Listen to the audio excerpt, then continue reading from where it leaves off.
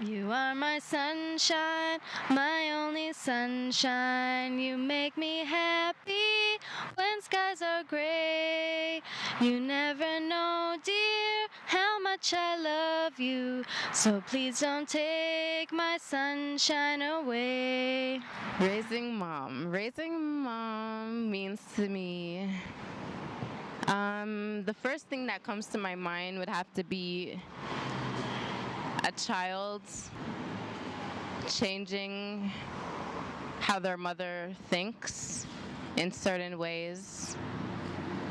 As to when they do things and such, it changes the mother and it helps build the mother stronger and enlightens them a lot. I think that young parents, especially part of the Young Parents program, do have a stigma. And I felt this recently, not even being a young parent yet, but on the verge of becoming a young parent. I've had people approach me and say, "Oh, are you ready for this?" Or, "Oh, it must have been an accident." And these kind of very condescending comments. And I really feel like this is something in my life that is a gift, and I'm lucky to have the opportunity to become a parent. And no, I'm not ready, but is anybody ever ready, really? And I resent being stigmatized as a young parent, whereas if I was maybe wealthier or owned my own house, for example, I wouldn't be a victim of this stigma. I find once I became a mom that I attracted a lot of attention, like people just staring at me, like whether it was good or bad, like it didn't make me feel comfortable, like people always staring at me. So in my painting I put two butterflies, like a big one and a small one, like the mom and the baby, and they're going through the forest and there's all these eyes spying out of them.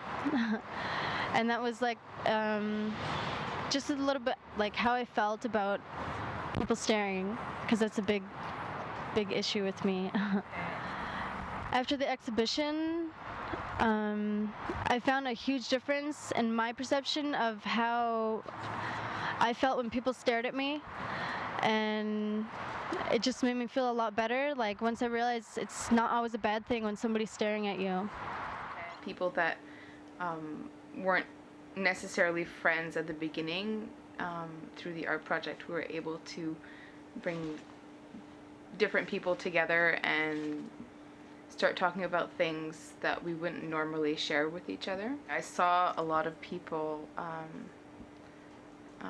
digging into their past and sharing things with the group, and I saw those same people crying, laughing. I saw those same people getting angry, and I've seen people have tantrums, and I've also seen a lot of good things, and I've seen a lot of people be happy with their work and proud of themselves and proud of the group. And letting people see that we are more than just young moms trying to raise our kids. We're bigger, we're better than that. We have a lot of talents. We're bright people, and we're going to be part of the future. And raising mom, it's elevating ourselves as mothers.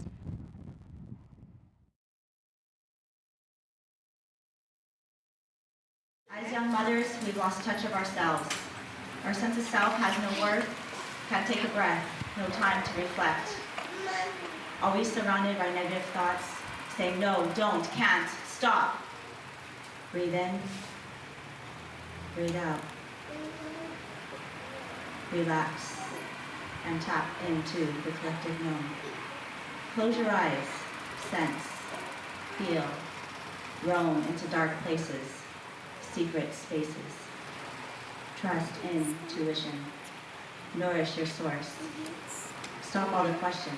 It is time for us to walk our course. Like everyone was around her, and there's kids, and it just seemed, it was all quiet for a moment, and it just seemed like that was, I don't know, that was probably the best moment I saw from the whole project.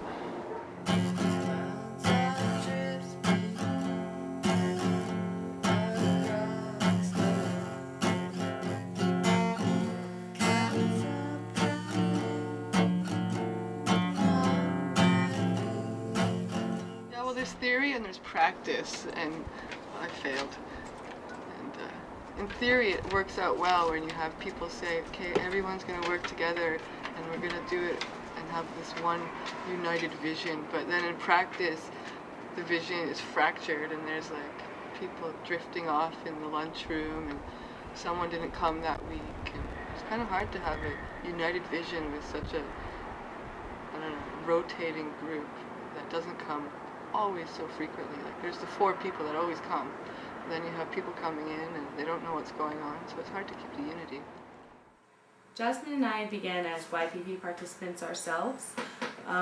We initiated the Community Arts Project after we had learned the therapeutic benefits of our own creative processes after we had had children, and we wanted to share the possibilities of the creative process with the rest of the group. It was difficult for me without Jasmine when she decided not to continue because she had become such a crutch for me. I felt like the crutch was kicked out from under me and suddenly I had to walk on my own 2 feet, and I was really wobbly at first, and I have yet to walk a straight line without fumbling. But I understood her reasons. Because of the length of the project, there have been all different levels of engagement. Our process didn't necessarily permit a continuum. Our greatest challenge the first year was keeping new participants. We had some participants come in hopeful, I'm sure, of the support and resources that they might receive from the program, and they were ultimately bombarded with an obviously tightly knit group. We had a plan, we were working on huge canvases, opening up symbolically, and excited about sharing. Understandably, this was very intimidating to new participants. We had to ask ourselves whose needs were being met and whose were not. Our process had united the group, but had managed to exclude those in most need of the services that the program provided. We knew that if we were to continue our project, we'd have to permit newcomers to integrate easily into the process, but we wanted to still involve the same level of self-growth and communication that we'd already established. So after much discussion, the group decided on creating scrapbooks about their past, presents, and hopes for the future. We bonded more last year than we did this year. As this year, we're working on something personal to us, so we were able to do, we could have collected all our stuff we needed at home and put it together on our own and such, whereas last year we had to work as a team and we needed instructions like very closely for some things that we were doing, so it made us get very close to each other. I like this one, eh? The true art. The real creation. What's outside? I didn't do it on purpose. Yeah, you did. No, I didn't. I was just doing my paper. I didn't think it was gonna affect you. Also, well, watch what you're fucking doing. I am. I've been all over the place. Making a mess. Oh man. It's okay. It's art, right? Heart to heart, years in the making until death. That was a haiku. Did you do one, Diana? Yeah, I did. Well, let's hear Diana's. Lovers at first, my knees buckle still. The challenge of chess and tea, you used to come to me. Forests from trees, never before fallen. Now, years of silence. Some of the questions I asked for myself were important questions. And it's, I think, most women and most mothers, the kind of questions that you ask, it's objectives that I would have for the parents and sometimes maybe neglect for myself is, you know, am I doing all of those things? Am I nurturing myself enough? Am I taking enough time for myself? And do I have a life other than a mother as well? And maybe even a YPP coordinator of what is deeper. Also, what I really learned this year is to let go and focus on my own, you know, priorities instead. I think that was actually my biggest accomplishment.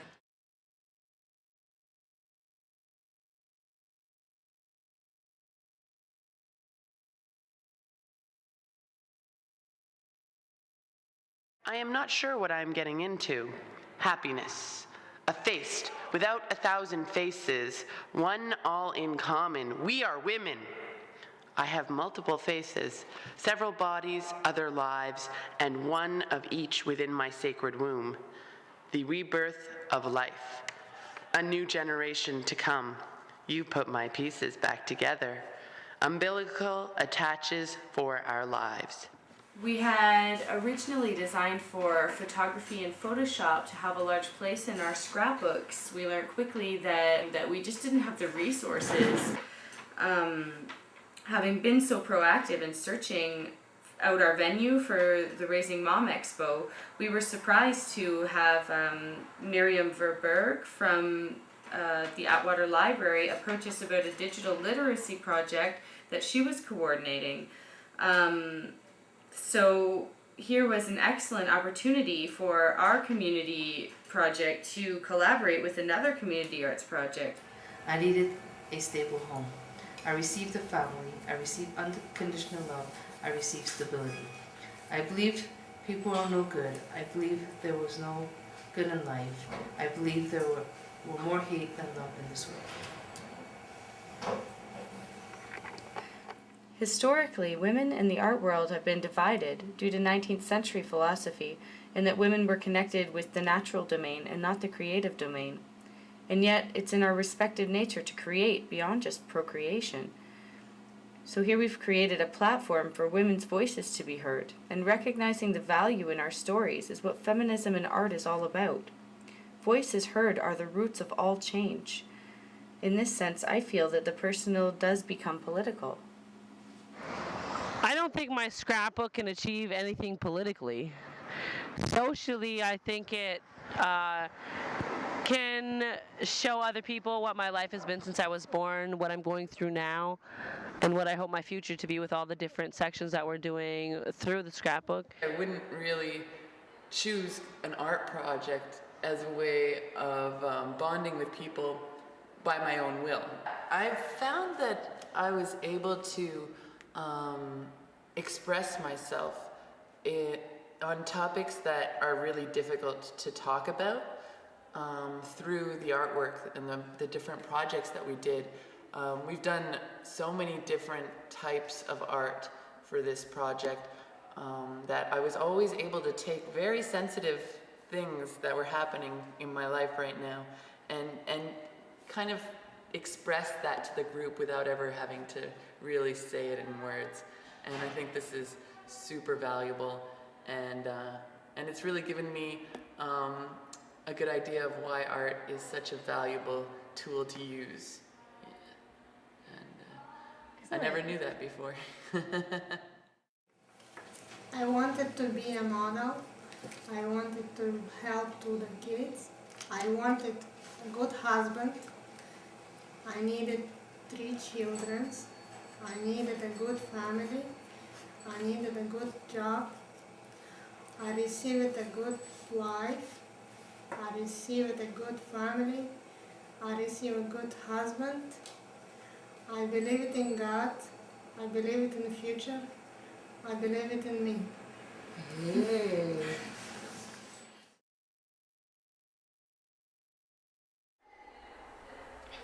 I don't know, I can't. Oh, jeez. It's a lot harder with the cameras on. Do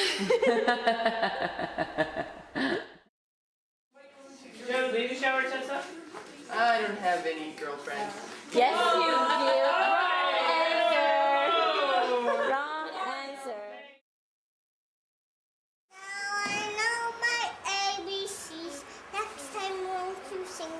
Very good. How about you, Riley?